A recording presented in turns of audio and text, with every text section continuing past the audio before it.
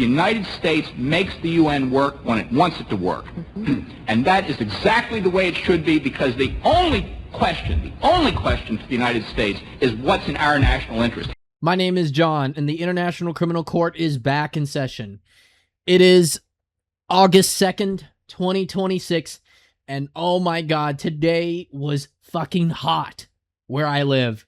98 degrees Fahrenheit, which in Celsius is 37 degrees. I think most of you would prefer to go with Celsius. But yeah, it's been insanely hot today. I spent most of the time rather be at the theater watching The Odyssey or at home playing Silent Hill 4, whatever. I've been avoiding the sun all day because of this awful, dreadful weather. But anyway, enough of my complaining. Let's talk about the situation in Ukraine, shall we? So let's get into it. First of all, we're going to talk about the Dobropillya section, or Dobropillya front, that is. After the clearing of Chernigovka, Vodiansky, Svitli, and Shevchenko, the Russians are now expected to capture easily the villages of Krasno Podila, Madya Shive, and Little Dobropillya here, which is just south of the city of Dobropillya itself. And as far as I know, it's apparently confirmed that the Russians have already cut off most, if not all, routes into the city of Dobropillya. They cannot go from the northeast, or can they go from the south? They're both cut off by the Russian army. And it's also very probable soon that they won't be able to use the northwestern road into Dobropillya anymore, which in turn means the imminent fall of the city to the Russian army via the Group of Forces Center. So yeah, a lot of bad news for the armed forces of Ukraine in this direction. And to make matters worse, in the Kramatorsk area, it's also not good. It's even worse. So after the capture of Konstantinovka, the Russians started the battle for Oleksivo-Duskovka. And in addition, they have also begun advancing on the city of Duskovka from the northwestern area. Like, you know, I guess northwest of Konstantinovka, but southwest of Duskovka. They have captured the villages of Priut, Torske, Turetsky, Krasny Kut, and have already put Novo Grigorivka and Petrovka in a gray zone. There's even reports that Novomikhailivka is also in a gray zone too. And should they be successful in taking all three of these villages, it is highly likely that this road here going to Zolotoy Kolodiaz will be cut off, thus putting this village here, which is on a strategic height, in a cauldron by the Group of Forces Center. They tried to take Zolotoy Kolodiaz last year, but it didn't go too well.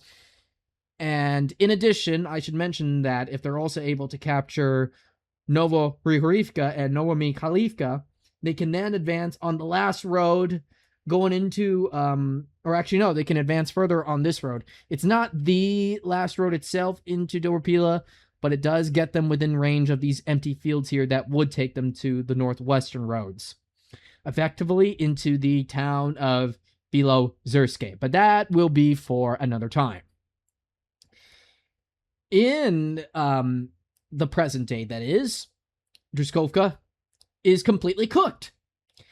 And to add further evidence to that claim, the town of Chasiv Yar has been cleared of any Ukrainian troops and have reportedly captured the village of Stinky. Yes, I wish I was kidding. That's the village's name, not town. Village's name. They called it Stinky. Way to go, Ukrainians. And also, there's reports that Ukrainians are being cleared out from Podilsky and Chervone as well. And should they capture these two, then yeah, Chasiv Yar is effectively locked up for the Russian army. The Group of Forces, Yug, that is. They're also advancing in the areas of Sloviansk and the Kramatorsk. These fields south of Vasy Utinske are now under their control, and in addition to over half of the village. And going a little further north, outside Malinovka, these hilly areas and these empty fields here are now under Russian control, which in turn brings the Russians now barely 5 square kilometers from the outskirts, if not city limits, of Kramatorsk. They should be able to see the city now from the heights that they have taken control over. There's also reports, too, that the Russians are also about to capture Zapovidne, but we don't have enough evidence to suggest those claims yet. And then also, Syriac Maps has mentioned, along with AMK, that the battle for Mykolaiivka has begun, and I'm expecting that to take 1 to 2 months, that is, before we get to the Battle of Slovyansk and the Kramatorsk this fall, or maybe winter at the latest.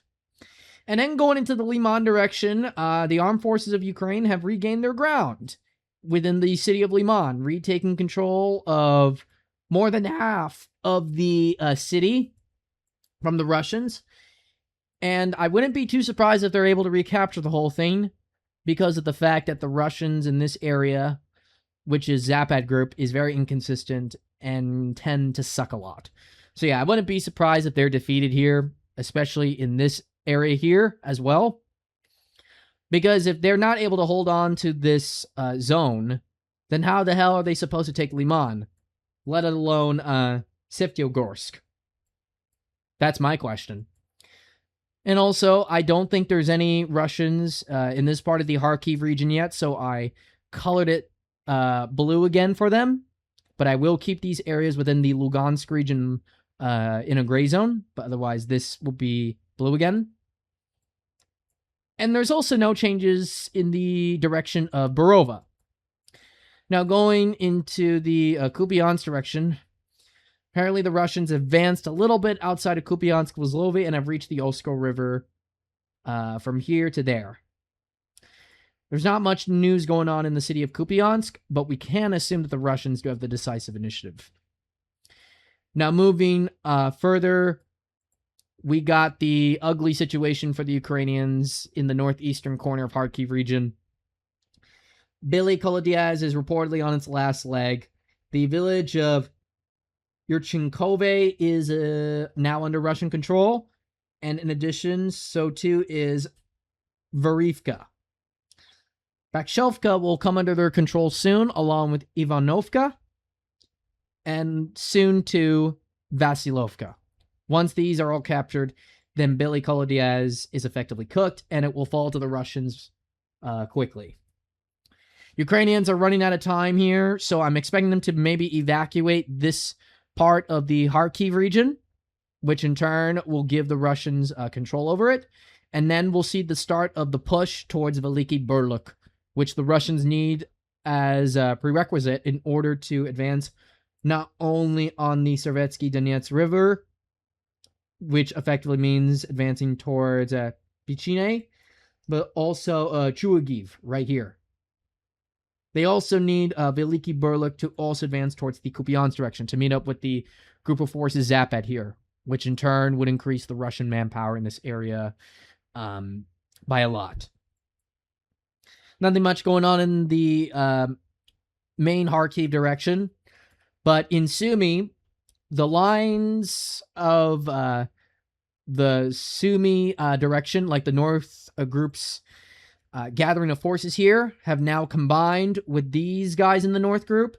And in recent news, they have reportedly captured the village of Mauritsia, which means the Ukrainians in Satki are in a cauldron, since there are no roads in or out of there. So I'm expecting them to evacuate this area quite soon. And then the Russians will then have, in turn, further, I guess, paths to Sumi region. Like, they'll be able to infiltrate these forested areas far more easily once Satki falls. And then to finish off the video, the Russians have captured the village of Mala Solbitka and are advancing a little bit in the village of Ulanove. we can probably expect this pocket of Ukrainians here to fall probably within the next 1 to 2 months, maybe before Halloween. So that's going to do it for today's evening video. Sorry if it took a little long, and sorry if I had some difficulties getting through it because it's so damn hot out there. But nevertheless, I hope you all found it informative, enjoying, if not entertaining. And I'll see you all in the next video within 3 days. So take good care of yourselves, and bye-bye. Peace out.